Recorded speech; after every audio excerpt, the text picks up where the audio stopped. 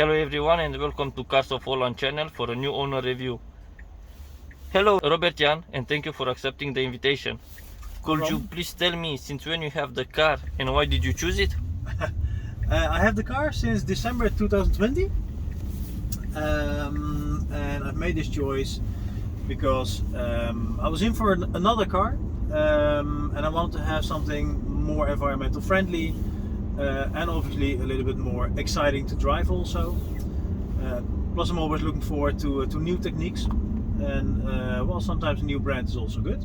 Which car did you drive before? I drove a Volvo before this one, and before that I drove a BMW. BMW was just one which I picked with my heart. It's a BMW 7 Series. That was just fun to drive, definitely. But after a year I just went back to a little bit more practical car, which was a Volvo V70, a diesel one. But then obviously everybody had to work from home, so the car was not driving a lot anymore. So then like, yeah, let's take a look for a car which is a little bit cheaper also in keeping it, right, for the taxes. And I think this is a much more interesting car, definitely. And how many kilometers did you drive until now? Until now I drove in this car roughly 45,000 kilometers. So a little bit over a year I drove 45,000 kilometers. And what is your longest trip? We went to Italy actually on a holiday last summer. And that was at first a little exciting because well, it's the first time with an electrical car on a holiday. But well, all the superchargers, it's such a good network, so there was really no issue at all. Could charge anytime, anywhere, so definitely a good experience. And how long it takes from Lelystad, right? Yeah, I am from Lelystad, and we went to Rome actually. To Rome. So roughly it took us 15 hours. That includes all the charging moments, the charging pauses that you have. And how many charges did you do? I think 6 or 7, something like that. Oh, yeah, so it was quite okay actually. Which model did you choose? We're actually now sitting in a Tesla Model 3 Performance. This is a 2019 model, so it's one of the first that they brought out. And is the only car you have? No, my wife has her own car. She's driving an Opel Astra from 2008 because she's also worked quite close to home. So. And what are the things you love about this car? Yeah, where to start? Well, to be honest, I think acceleration is definitely something which is high on my list.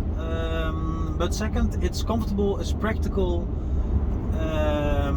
There's definitely sufficient range to drive wherever you would like to go. And what I was mentioning before, it has an easy to access charging network also. So besides Fastnet and all the other chargers that you have in your neighborhood, Tesla is maintaining their own supercharge network. And did you charge mostly at home or supercharger? Yeah, mostly I charge at home because obviously most of my kilometers are driven from home to work. So charging at home, it's simply the easiest also, but it's also better for the battery. Supercharging, if you do it all the time, it's not really recommended for a battery. Are there also things that you don't like about the car? One thing I really miss on this specific car is the tow hook. But yeah, to be honest, you can have it actually on the other Model 3 cars at the long range and the standard range. So it's particularly on this car that it is not a possibility. But further, not really, to be honest. When you ordered the car, what were the delivery time? For me it was not that long because this one was already driven by someone else before, so you can call it a second hand. So for me it only took a few days to take it in delivery. But roughly for Tesla it varies a little bit. Last year obviously the delivery times were shorter, but now because of the chip shortages delivery times are a little bit longer, but roughly it takes between 2 and 3 months. And did you had any build quality problem issue since you have the car? No, not at all, to be honest. I've read a lot of stories about gaps between the panels, but with this one I really went into detail over it, but I couldn't find any strange gap or weird alignment. No. Have you ever called Tesla service center or Yeah. service range? Yeah, that I did have to do once I had a problem with my right side window mechanism. So they replaced the motor on that, and I had to go back a few times to the Tesla dealer because there was an air bubble in the cooling system, which leads to a decrease of performance. And what was your feedback experience with them? Are you happy or can it be better? Now, obviously, as an owner, you hope never to go back to a dealer or to a garage. But the way that Tesla does it, I mean, they had the loaner car ready. They had a good lounge also to, if you want to stay there, you can do your work also. Nice representatives. So yeah, to be honest, it is fine for me, definitely. And you go to Amsterdam, right? To the service center? Or, No, I went to 2 actually. One was in Permanent, and there is where I had the air bubble issue resolved. And last time I went just for maintenance, just a checkup of the car. That was in Wezep, which is close to Zwolle. There is also a Tesla in Wezep. Yeah. So it's not in Wezep, not the one close to Amsterdam, but the one close to Zwolle. And do you have any tips and tricks to share? Well, I think the best tip is just to experience it. I'm reading and watching a lot of reviews on other electrical cars, and I think the electrical car market is getting better and better. More options are given with electrical cars, so the competition for Tesla is getting there, in my opinion. But yeah, to be honest, Tesla is still ahead. They have their technology, they have their over-the-air updates, they add features also, they change performance on the cars also. They can do so much over the air, and that is, I think, something that can be learned for the other manufacturers. But yeah, to be honest, just experience it. Just get into a car, try it, and listen to the user stories also. I think that's the best tip that I can give. So you don't have any regret that you No, absolutely not. No, absolutely not. I'm still sometimes looking around like, hey, what else is in the market? But it is so difficult. Every car has their own pros and cons, obviously. But so far now, Tesla for me has the most pros. So therefore, I'm still happy with my choice. Absolutely. Because you see what is on the market now. Tesla, they have the Model Y. It's not Yep. something for you. It is definitely an interesting car, absolutely. But the disadvantage is I have this one from my employee, from my employer, and the tax here in Holland is not that interesting, so to say, for people that get a car from the company, a company car. So if you compare it with the amount of money that it will cost, then for me, this car for now is fine. I mean, definitely the Model Y, it's a little bit higher. It does have the tow hook again, and of course it has a little bit, it has a few new features on it again. But for me, this one is still the good one. Do you have children? Yeah, I have 2 daughters actually. One is 8 and one is 5. So also 2 kid seats in the back. It's an easy fit. It's easy mountable. And they're also still happy with it. They call it, so to say, they call it their roller coaster. And with the trunk, are you happy? Because I know the opening is not. Yeah, the opening is really indeed big, quite yeah. small, but eventually you just have to adjust yourself a little bit to it. If you're used to it, then it is quite okay. I mean, obviously you can't fit in like a fridge or something like that, which you could maybe do in that Model Y. But on the other hand, like I said, you just adjust yourself to what you have, right? I think Yes. that eventually makes sense. So it was an easy switch from a normal car, let's say from Volvo, to an electric car. It was Well, obviously you have to get used to the one pedal drive. So with like a normal petrol car or diesel car, when you let go of the throttle, it keeps on rolling, right? The Tesla car or any electrical car, it does regenerative braking, and therefore it brakes by itself already. On one side it's an advantage, on the other side you really have to get used to it. But yeah, after a few hours of driving in it, it makes it yourself again. It's so intuitive, just same as like with an iPhone or something like that. You just get used to the way it works, and that makes it easy. And do you have any boost for the acceleration No, boost? This one doesn't need a boost. No, you can have it indeed on the, if I'm not mistaken, on the long range, and then it does indeed help a little bit. But this one, it doesn't need any boost. Once the traffic light hits green, you will notice.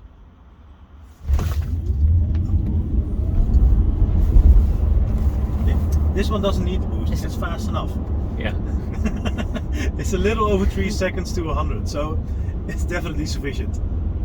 Also, they made it Tesla Model S Plaid. Yeah, absolutely. And that one it's 1.9. Yeah, absolutely. But yeah, on the other side, I mean, yeah, of course, it's again much faster.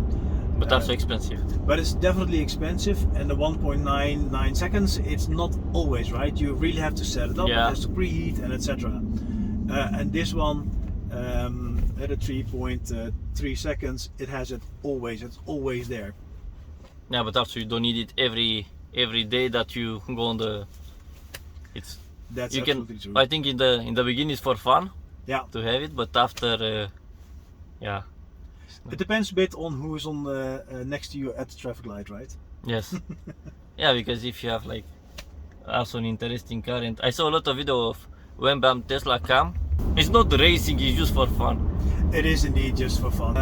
If you want to have a racing car, to be honest, don't buy a Tesla, right? I mean, yes, you can definitely go fast and etc. But yeah, to be honest, if you really want to have that emotion of driving a car, then for me still a petrol car is still the way to go, right? Just like a V8 or a V12 or something like that. Absolutely. But after that, with the tax in the Netherlands, it's not. In the future, it will not be the best choice. No, that is absolutely true. But yeah, on the other hand, a hobby and stuff that you really like, it always costs money, right? And that's a bit of the thing. No, it's not the most interesting choice, absolutely not. But yeah, like I said, for me, the kilometers that I drive, the Tesla is definitely good. But if you really want to have a fun car, right, and something for in the weekend, like a convertible or something like that, yeah, that's maybe something for Tesla to pick up on. Do you have like a fun story with the car that you did? Oh well, I do have. What I'm also doing with this car is there's a foundation. It's called Make a Wish, and with a lot of Tesla drivers in the Netherlands, we have actually a group from that. With a lot of them, we just meet up and make kids happy, right? I mean, they have mostly they have those horrible diseases, or they have just like a really rough time behind them. And what we're trying to do is meet up. We just send a message in the group saying, hey guys, this is a kid that really likes Tesla, so let's meet up and let's get together and let's give him a good day, right? So for example, last week we went to Deventer, Doetinchem. We went to Doetinchem, and there was one kid. He was 11 years old. He was diagnosed with cancer, and together with his whole classroom, so all of his classmates came out, and together with 27 cars, we had an awesome evening. And you know, if you can share stuff like that with kids that really like cars like this, or maybe even other cars, of course that's also a possibility. I mean, that's just the best that you can do, right? I mean, yes, it's fun to have a car like this, and it's fun to have you are approaching a dangerous level crossing. Different cars also, like real sports cars and stuff like that. Obviously it's fun, but it's only fun if you really can share it with other people also. And yeah, to be honest, I mean, there's a song in the Netherlands, and it's said, right, the smile of a kid is making you realize that you're living. Yes. And that is something I think that more people should think of, right? I mean, we're really good, and definitely in the Netherlands, right, we're really good at complaining. It's raining, it's too hot, it's too cold, this is not good, that's not good. But I mean, there are people that have really worse situations. So think of them also, and realize that life is actually not that bad what you're having. And in the end, yeah, the smile you put on the face doesn't cost you anything. Yeah, you need to go there. Yeah, you need to go there, exactly. But, and sometimes it takes like 2 or 3 hours, you know. But what is then 2 or 3 hours, right? There's actually nothing compared to sometimes what those kids are experiencing. And you are 27 Tesla or also different car? No, those were all Teslas in that case. So we had the Model 3 was there, the Model X was there, the Model Y was also there, S was also there. So yeah, it was a complete get together of all different kind of models. So you'll never switch back to a normal car? I mean, not electric car, but gas? No, I think indeed electrical cars are definitely the future. Something which is coming up a little bit more is the hydrogen cars also. There is not so much available yet. And maybe that is, I mean, we don't know, right? Speed camera at 70. But petrol and diesel is something of the past, yeah, absolutely. Me, I have like an hybrid car, Toyota Corolla Touring Sport, the station wagon. Yeah, we have a baby, and yeah, you need to have some room also, right? yes, yeah, when you go, you know, on holiday off, yeah, we go to visit the parents of my wife. They are living nearby Den Bosch. Ah, yeah. Yeah, and you take the trolley and all this stuff. Yeah, it's going. Oh. Before we had like a Kia Niro, but the trunk was really small. Okay.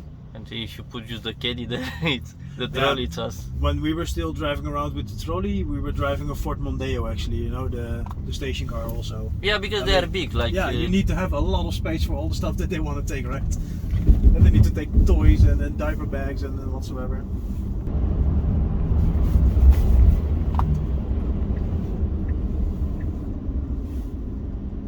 There's something like what's driving in front of us is also fun to drive, right? Yes. But not on the road, you need to take it off-road. Yeah, it's also the new one. I don't know if you saw it. It's Yeah. really. Yeah, it looks nice, definitely. But on the other hand, I mean, this is something with emotion then again, right? Yeah, of At course. least for me then. No. Yeah, I like also. I did some off-road in the past, and yeah, it's a feeling that you cannot describe if you have the right car. Correct, yeah, Because. indeed. And what is your consumption on average? Yeah, on average I drive, 204 watts I believe. Yeah, so average is 204 watts per kilometer. But yeah, it varies a lot on when you have like a good weather like we have today. The weather is nice, but still it's a bit chilly. Then obviously the consumption is a little bit more, and definitely in the winter also. So when I charge it to 100%, it says roughly 460 and a bit kilometers. But in the winter, when it's really cold, you do say 60% of that is then an average that you can do. In the summer, when it's like 25 degrees, something like that, you can easily do between 90 and 100% of efficiency. So then you really get up to the 450 kilometers. And at home you charge it. You have like a lat pal, like a. Yeah, I do have a charging station or a charging. charging device at home. It's not the one from Tesla actually, which most people would expect. But yeah, eventually it doesn't really matter, right? What kind of a charging device you have at home. You have to see whichever fits also to your home, which fits also to your budget. Eventually, the only thing that it does is just deliver the power to your car, right? Yes. And what you could do with some is a smart a smart charger, so you can just charge it with like a card or charges by an app, which is all possible, but it depends a bit on your own desires and wishes.